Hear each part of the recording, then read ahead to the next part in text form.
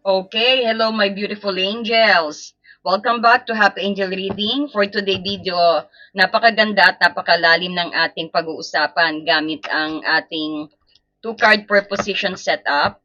So, alamin natin kung ano nga ba ang dapat mong gawin para babalik, lalapit at mas lalong mailab sa'yo si persons. Whether single ka, in relationship o may pinagdadaanan sa relasyon. O sabihin natin, para sa yung mga reading na to, na para ma-magnetic attract mo uli ang iyong persons, no? At bumalik siya. So, sit back and relax, no? And let's check the energy. Okay, spirit guide. So, pa-like and hype naman po, pa-support ang Happy Angel reading at i-share nyo na rin po ang ating video.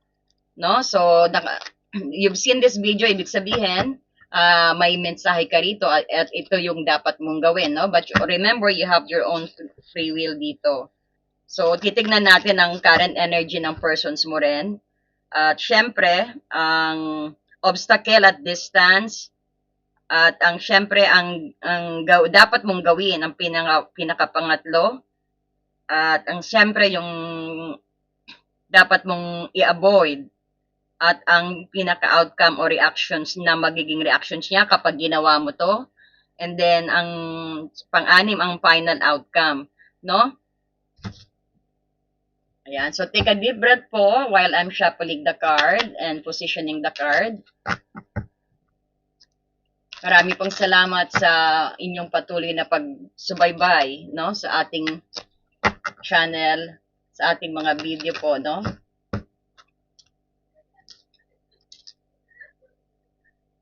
So, we will get 12 card ang kukunin natin dito, Nak, no? Para hindi ka mabitin, para lalong lubusan mong maintindihan.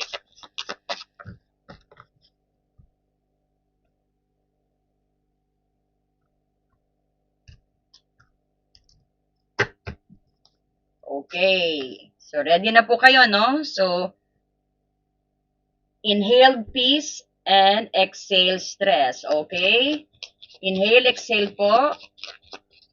Okay, para po sa ating collective. Ayan. Ano pong dapat niyang gawin? Anong energy ng persons? Anong energy ng person, spirit guide?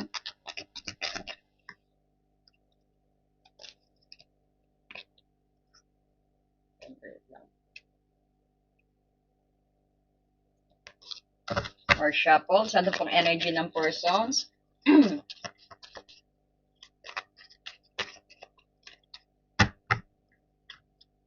Isa pa?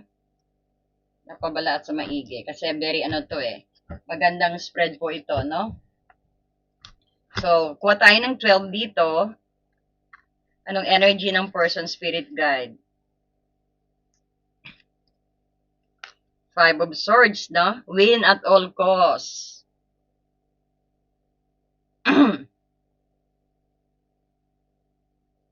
Ang obstacle,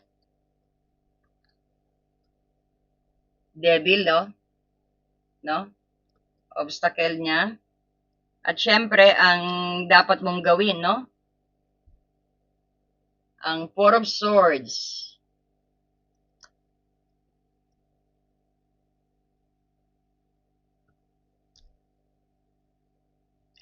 Ano ang dapat mong iwasan? What to avoid?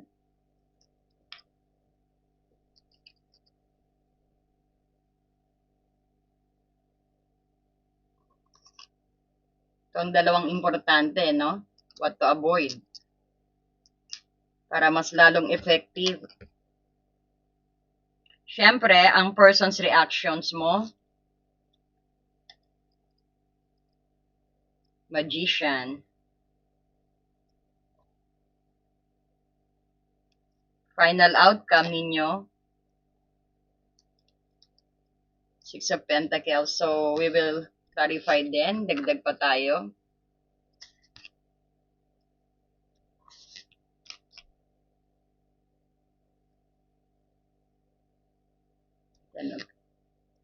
Justice. Six of Pentacles. Outcome dito na lang ang outcome. Wow, Six of Wands. Six of Wands. Maganda, ha? Plus, bubunot na rin tayo ng ating ano, no? Ng ating oracle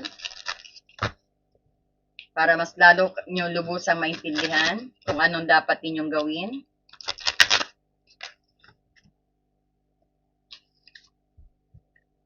Guilt.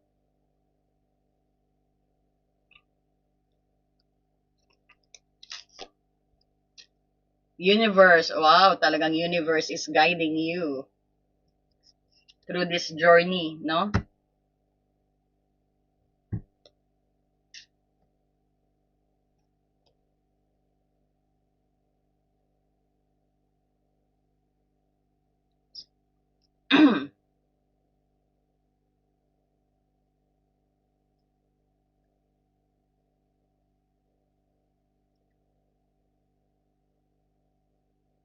So, ang current energy ng persons mo rito, andito ang Five of Swords at Page of Pentacles.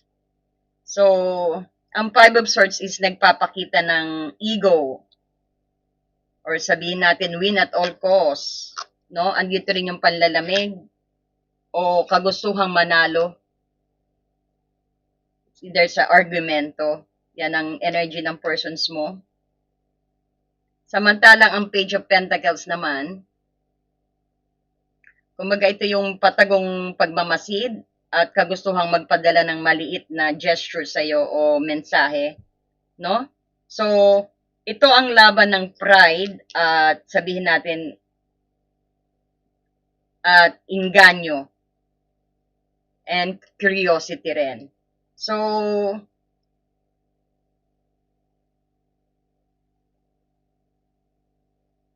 sa labas, matigas, medyo stubborn ang persons mo rito kung titignan. No? Medyo stubborn siya at medyo sabihin natin makulit.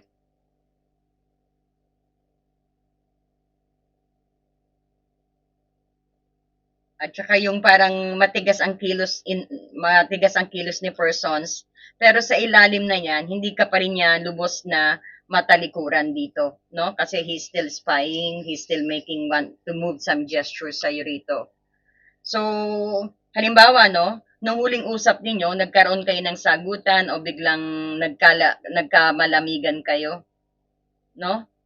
Hindi siya hindi siya nagme-message ngayon at parang napakataas ng pride niya rito. Pero araw-araw patingin-tingin siya sa mga day mo, no? Chine-check niya ang Instagram story mo, sa mga AFB mo, mga pinopost mo. O sabihin din natin, naiiwan siyang nakatitig sa chat box ninyo habang nag-iisip siya kung magpapadala ba siya ng simpleng kamusta, no? Dahil sa Page of Cups, no? Ayan yung mag-hi ba siya sa'yo.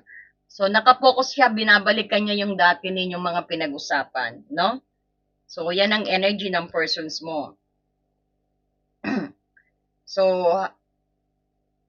halimbawa pa rin dito sa energy ng persons mo,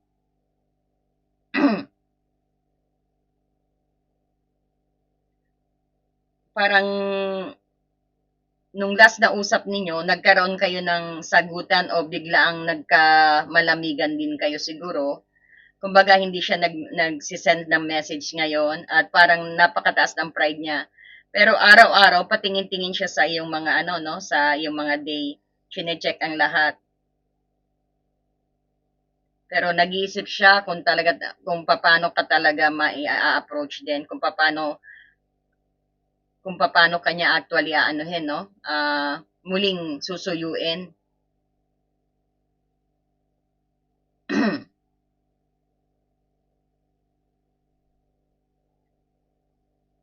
So, sa ngayon, ramdam mo rin siguro yung talagang siya na nanlalamig, medyo tahimik, o baka nagkaroon kayo ng ego clash at saka silent treatment din. So talagang kapansin-pansin ang energy ng persons mo. May pagka, sabihin natin, stubborn ang energy niya sa labas. Pero tignan mo yung katabing baraha dito, kahit nagpaparamdam o parang deadma, gumagawa siya ng ano, no, ng patago. Kumbaga, medyo nangingibabaw lang yung pride niya rito, no? Pero panay masid niya sa social media mo. Nagtatanong siya tungkol sa gusto mo rin, no? So, kung makikita mo ang harang, bakit may distance at friction sa inyong dalawa, andito ang devil and the tower. So, bakit nga ba nagkaroon ng lamat at distansya? So, lumabas ang devil at tower dito, no?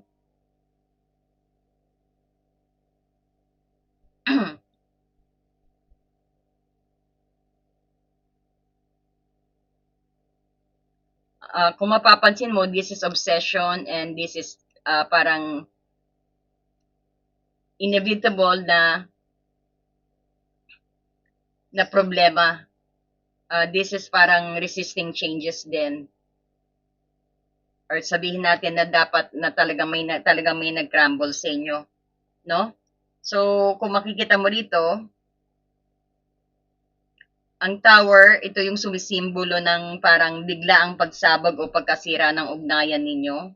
Habang ang devil naman dito, ito yung nagtuturo sa mga unhealthy patterns gaya ng selos, overthinking, o sobrang obsessions din to. So, ibig sabihin, parang isang explosive toxic pattern.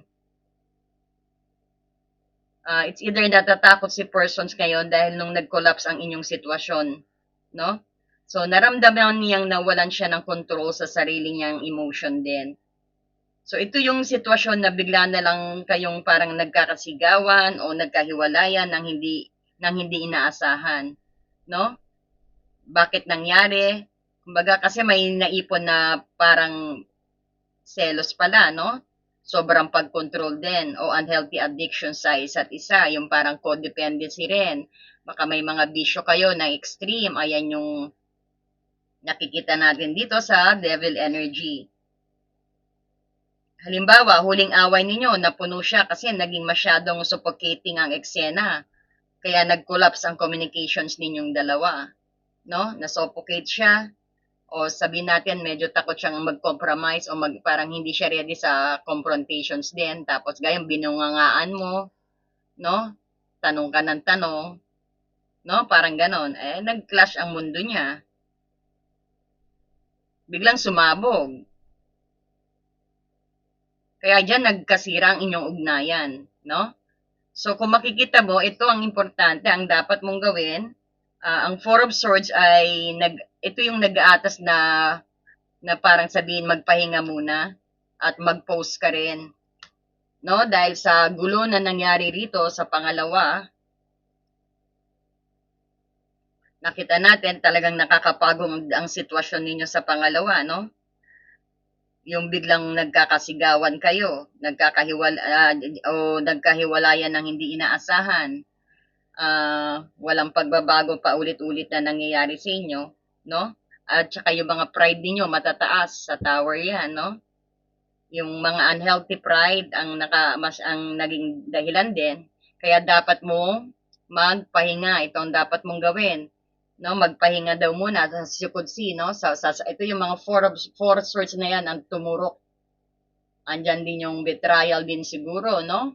At andyan din yung sobrang obsessiveness ninyo na patuloy kayo nag-explain sa isa't isa na uwi sa pagkasira ng inyong relationship. So, ang Four of Swords dito, ina-advisean ka, but you have your own free will na magpahinga muna kagaya ng ginagawa ng Four of Swords para mag-heal. No?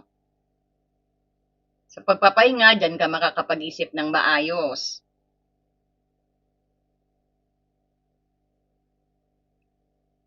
So, because ang Four of Swords, ito yung nag-aatas ng rest at mag-stop muna at stay away sa gulo o sa trouble ninyo muna.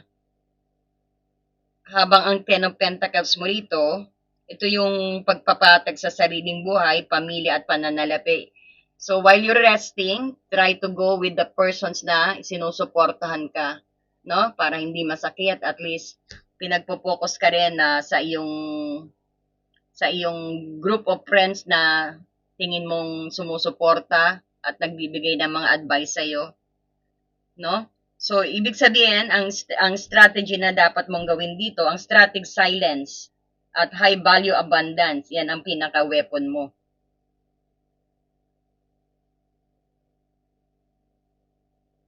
Ito yung pinakakapangyarihan ng kawalan kapag binitawan mo ang mga paghahabol at nag-focus ka sa sarili mong tagumpay. Doon niya marirealize ang tunay mong halaga rito. So, halimbawa ng sitwasyon, no, para mas lalo niyo maintindihan, ito ang gawin mo, Angel, sa no contact at post muna. Kumbaga, wag mo siyang iparinig o i-chat. Sa halip na mag-post ka tungkol sa bago mong negosyo, sa banding ninyo, yan ang mga gawin mo. Sa halip din is mag-post ka ng mga glow up mo, na you're making value sa self mo, yan nagpapa-parlor ka, you're eating in a restaurant, you're going out with your friends, yan ang mga i-post mo. Wag mo siyang iparinig, wag mo siya i-chat, wag mo siya i-text, no? Kumbaga, ipakita mo sa kanya na hindi mo siya kailangan, na ipakita mo na you could live without him, masaya ka. Yan ang magandang revenge sa persons na to. At marirealize niya, no, saka kanya hahabulin.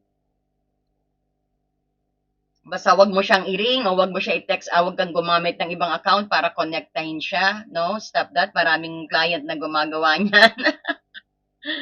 Para makita kung ano na yung nangyayari sa kanya, no? Yung nag-i-spy kayo. Do not chase these persons. Nakukuha niyo po ba? Let the universe handle it. Ayan ang universe, oh. So, ulitin ko, no? Wag niyong iparing o wag niyong i-text, wag niyong i-chase, no? Sa halip, mag-post ka tungkol sa bago mong negosyo, sa bonding ninyong pamilya, ang importante na pinaka-ano niya dito, pinaka-advice. Go with your family, kung masakit pa, kung masakit na masakit, no? Ayan yung mag-post ka ng glow up mo. Ayan yung pakita mo na inaalagaan mo ang sarili mo, no? So kapag nakita niya yan, na tahimik ka at nagpo-flourish ang buhay mo, nag-glow ang buhay mo, na kahit wala siya, doon siya mapapaisip, mali pala ang akala ko, no? Isipin niya rin na sa isip-isip niya, she is a total package. She or he is a total package, no? Boyfriend figure, handsome na, no? Or sabihin natin kung babae ka, girlfriend figure, no? She or he is totally packaged, no? Yan ang iisipin niya. At kailangan ko siyang balikan, yan ang mapapaisip niya right away. So, trust the universe, no? Ayan. So, what to avoid? Ito ang dapat mo ring iwasan naman. Andito ang temperance at justice. So, ang justice, ito yung pakikipagtaasan ng ihi, no?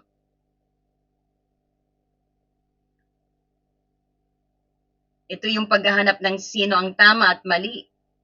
Habang ang temperance position, ito yung sobrang pagtitimpi o pagpilit ng sabihin natin na ibalanse agad ang sitwasyon sa maling panahon. So, avoid logical debates at over-adjusting dito. Huwag makipag-lawyer. Ibig sabihin, huwag ka din magpakasanto para lang ayusin ang lahat, no? So, halimbawa is, iwasan mo yung mag-send ka ng, sabihin natin na mahabang message o essay. Kumbaga, huwag ka rin magsisend ng mga babasahin na text na napakahaba, mga explanation na magsusorry ka. Do not send that. Yan ang iwasan. Ayan yung huwag ka rin mag-send na i-explain mo kung sino ang tama o mali. Don't be judgmental dito o huwag mo ring isisi ang sarili mo.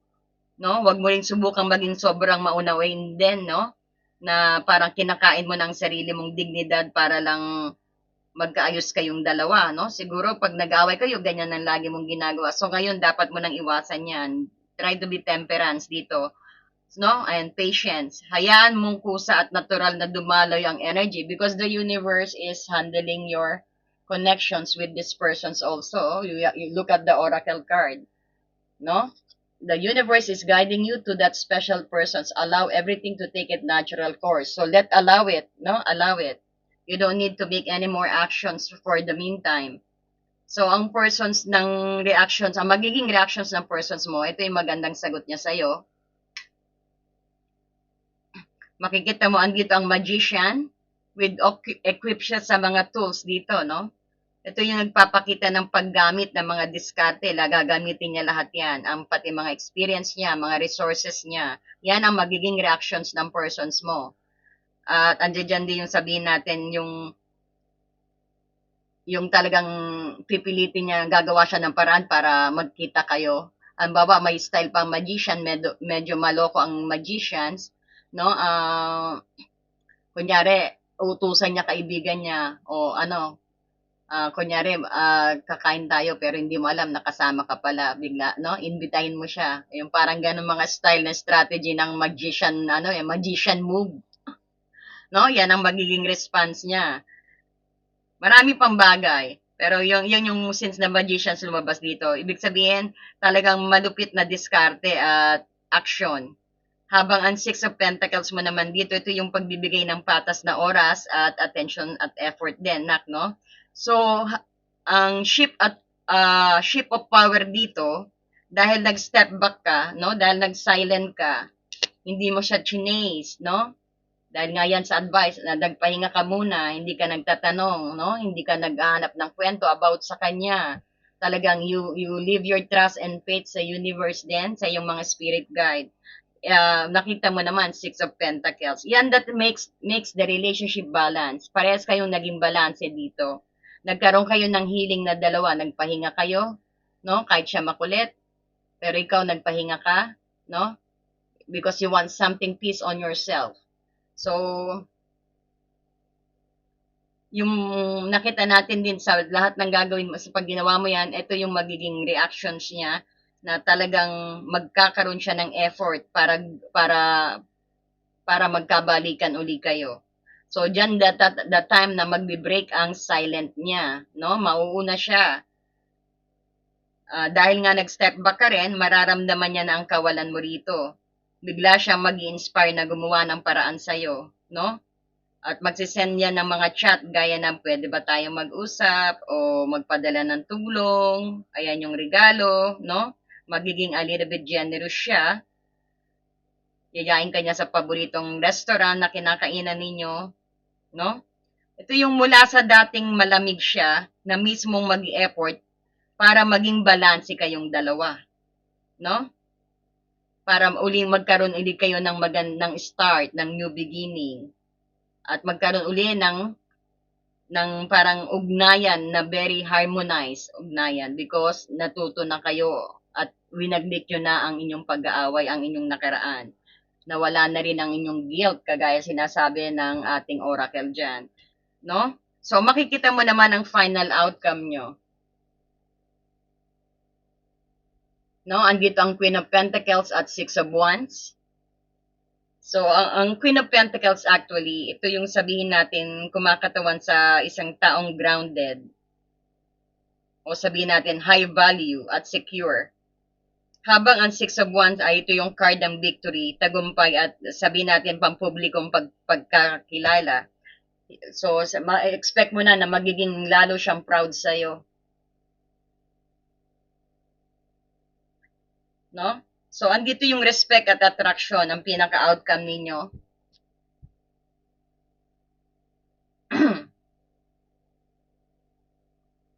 Andyan din yung sabihin natin, triumphant return. Kagaya ng ginagawa ng Six of Wands dito, namimigay ng dahil andyan, napanalo ka na, nagbago na ang lahat, lalabas kang panalo rito at kagalang-galang sa paningin din niya, no? So, sa huli, ikaw ang lalabas na panalo dito, na. Hindi ka lang niya babalikan dahil sa pangangailangan. Babalikan ka niya ng may kasamang mataas na respeto because of the Queen of Pentacles. Because ang Queen of Pentacles, ito yung kumakatawan sa isang taong grounded, high value, no? Generous, very secured, very lovable persons, very attentive persons, very caring persons. Parang yan ang makikita niya sa iyo. Napakataas ng respeto niya. Parang you are mother figured, no? Mga ganyan. Makikita niya you're very beautiful. Napakataas, kaya proud siya na kasama ka niya. Ayan, pag maglalakad talagang aangklahan ka niya, no? Ipiflex ka nito. Dahil he's very proud of you. Na-realize niya. Na-realize na ikaw pala.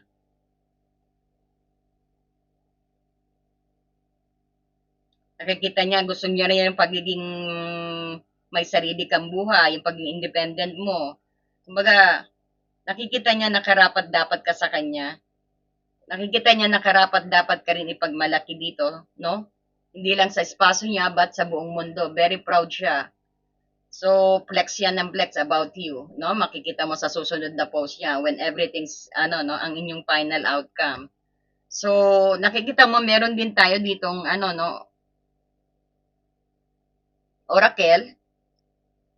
So, ang card na when two hearts met, ito, no? So, ang inyong message, the universe, at guilt. So, ang card this is symbolizing a divine alignment and harmonic union. No? O sabihin natin, this is a sacred reconnection. It's happened for its reasons, no? Ito yung pagtatagpo ng dalawa ring soul kapag pagkapwa na kayo, no? At handa nang mag-heal mula sa mga ego. So, so i-connect natin to sa ating mga reading at para sa ating huling mensahe, no? Galing sa ating oracle deck. Kumbaga, nakuha natin ito. Kung nakikita ninyo itong no, itong napakagandang connection nito sa buong reading mula sa gulo at pride. Tinuturoan tayo ng tarot na mag-pause muna at mag-focus sa ating sarili, no?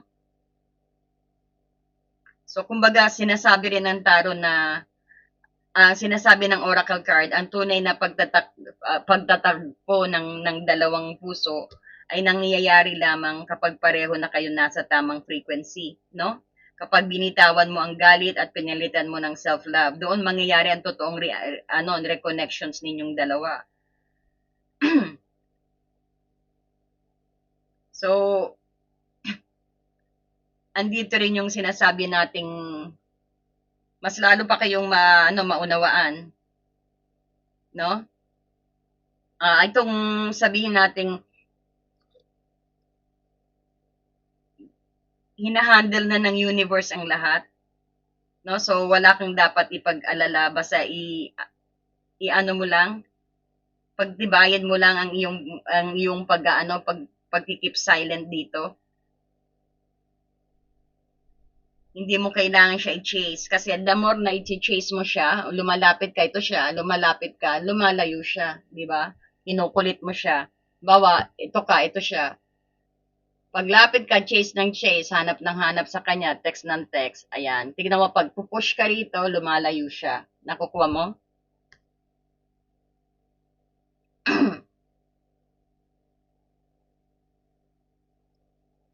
Ito rin, itong guilt na sinasabi din ng ating oracle, ito yung konsensya at pagsisisi. Ito ang mabigat na panloob na emotions, no? Ipinapakita nito na mayroong pagsisisi sa paligid.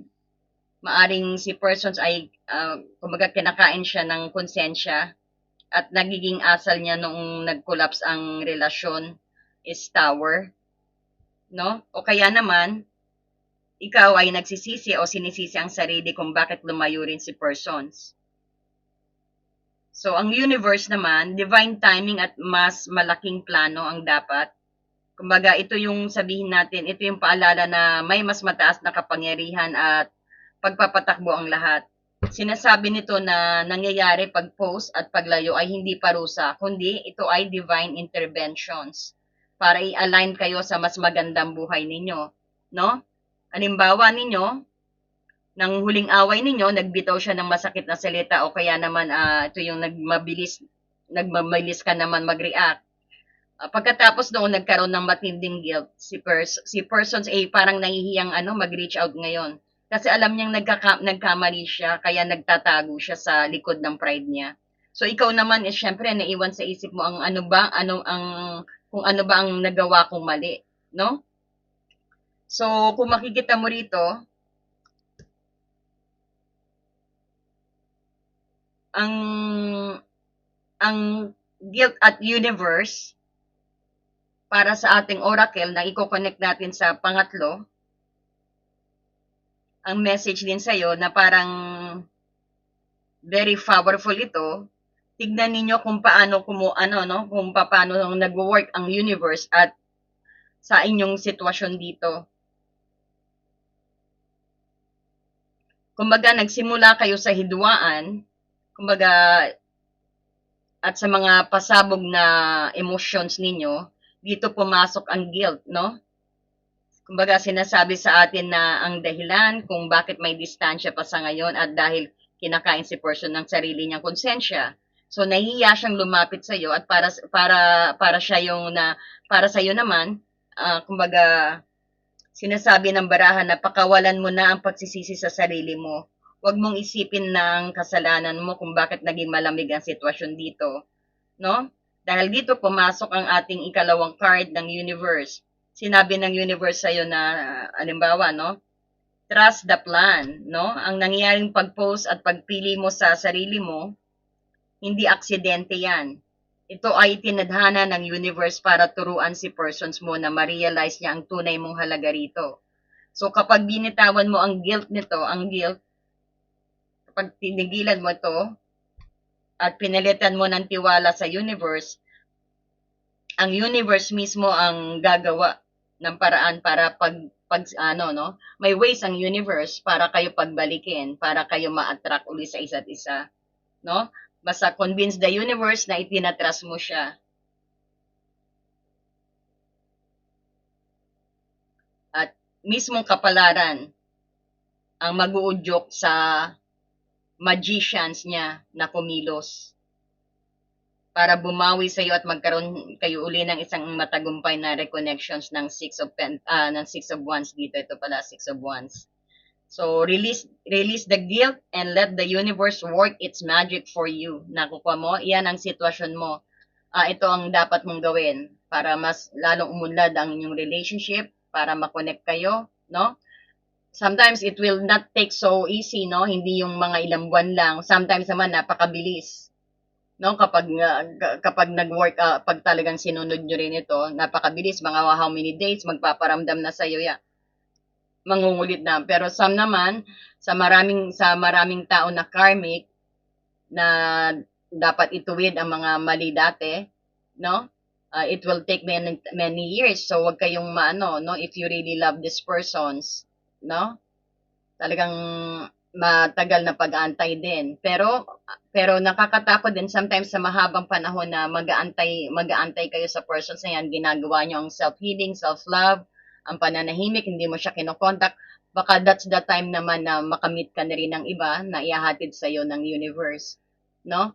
Na kung talagang bakit may reasons din bakit matagal, sometimes maybe talagang you are not meant to each other, no? So para mabilis, trust the universe, no? Yung faith ninyo ang magpapabilis niyan at yung inyong pananahimik sa sitwasyong ito. Nakukuha nyo po ba? Ayan, pengi naman po ng like and hype and paano na rin ang notifications bell. Thank you so much and God bless you.